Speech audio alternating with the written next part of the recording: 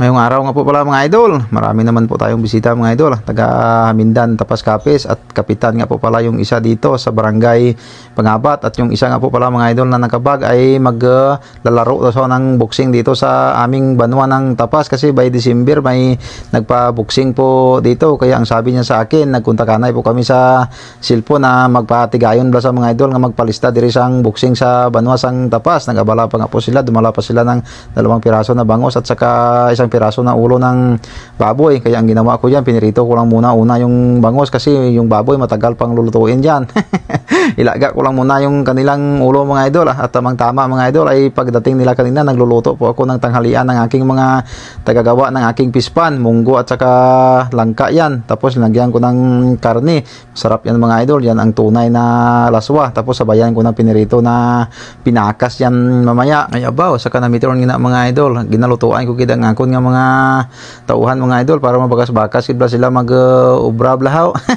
Kaya kung hindi mo na sila pagpasabaw sa bawan, ay sus, basi kung magtinamad na sila mag-ubra. Pero kung sundon mga idol, wala na sulod ang kaon.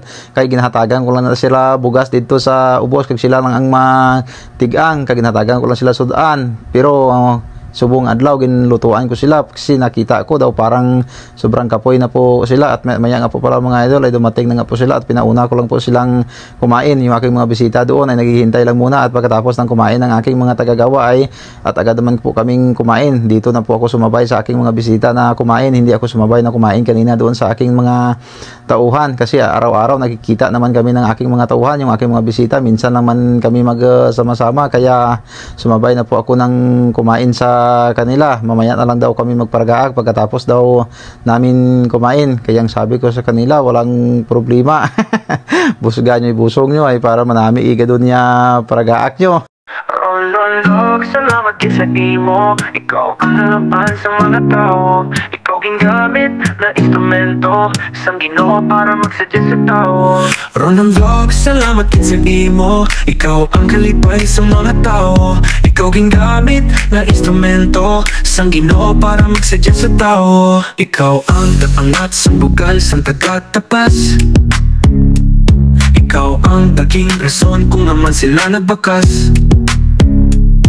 Hindi man madali ang imo ginpangagyan, pero ara ka gihapon para magpalipay sa tanan. Di bala ako insakto, si Ron Vlog malapit sa tao. Di bala matuod kit kay si Ron Vlog, wala siya gaputik.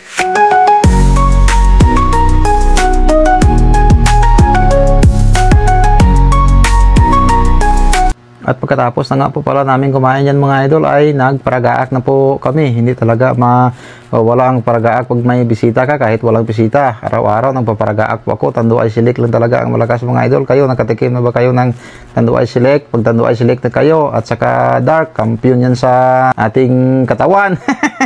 Pero kung masubrahan ka, naga-easy ka man, hindi daw ginatahi mo may karsada kung masubrahan ka paragaakag.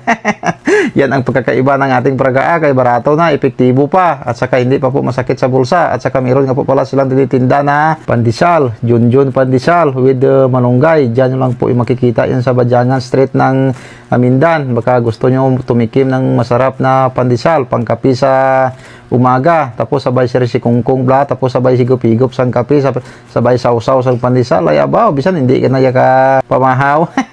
Basta magkakaon ko lang sang pandesal kag kape, kampiyon na yan. Hanggang dito na lang po mga idol yung aking video, at maraming salamat sa pagpunta nyo dito mga idol.